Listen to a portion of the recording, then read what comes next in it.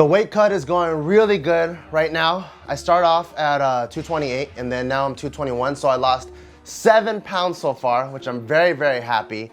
But I'm still fat as fuck.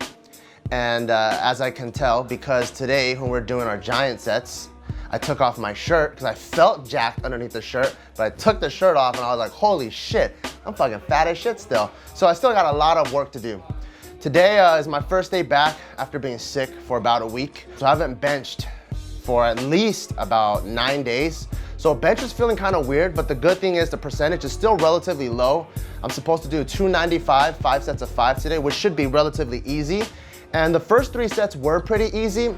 However, since I haven't worked out for an entire week or any tricep or any pressing exercise, my triceps got fatigued on the 4th and 5th set. So you'll see my first 3 reps, I'm smoking them, and then on the 4th and 5th rep, it doesn't feel heavy, but I just don't have enough conditioning in my triceps to blast them all the way through.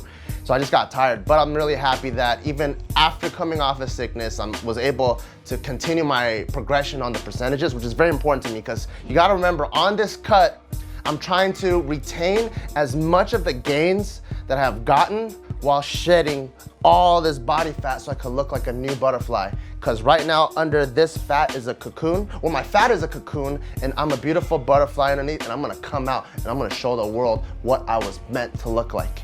After that, because I'm short on time, I don't have that much time to do cardio, but I really wanna keep the fat burning up. So we did 2 giant sets. So giant sets are pretty much like supersets, except you do 3 to 5 exercises back to back. But this old school method that was used by old bodybuilders, what they like to do, instead of doing complementary movements like a push-pull, they'll do giant sets on the same muscle group. So you get an insane amount of volume put in. So if you think about it, we did 4 sets of shoulder exercises today, 10 reps each. That's already 40 reps per round. Then we did 4 rounds, so that's 160 total reps on the shoulders, and then we did another total 160 reps on the back. So our shoulders and back was super pumped, super jacked, and now you can see why I wanted to take my shirt off, because I felt like the butterfly already came out, but it didn't yet. So what we did for the shoulders giant set is push press, and I put push press in there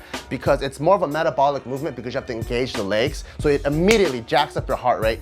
Right after that, we did behind the neck press because I want to also get my mobility and my shoulder range of motion back in because I do want to do weightlifting in a year, so I want to just prep that. The third one we did was side raises just to hit the side deltoid, and then the 4th exercise was cable front raises. So I do like to incorporate a cable movement in between just because there's a constant tension on the cable regardless of what angle you're doing. So if you're doing like side raises, for example, when the weight is next to your leg, because most of the work is done by the shoulder when it's all the way up here, when it's completely against gravity. And because of that, I wanted to really tax the front shoulder, so I did a cable movement. So starting from down here, there's already the same amount of tension all the way up. Then we did back giant sets, and we started off with pull-ups, wide grip pulls for 10 reps. Then we did 10 pen lay rows, and then 10 underhand wide grip lat pull downs down to the chest, because we want to get that deep lat contraction. And then we finished off with cable rows, and we did those for 4 rounds. And after both of those exercises, not only were we fucking exhausted, like we just did a CrossFit workout, but we felt jacked like Mr. Olympia. And then at the end, we just finished off with some bis and tris.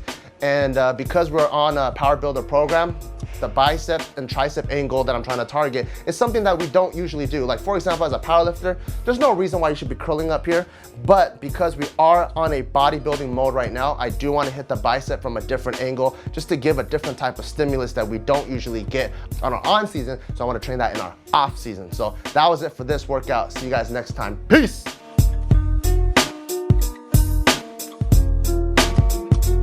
But today, David came down, so we're probably gonna shoot around and just do 20 minutes of cardio and play basketball. Because one thing that I'm trying to do now is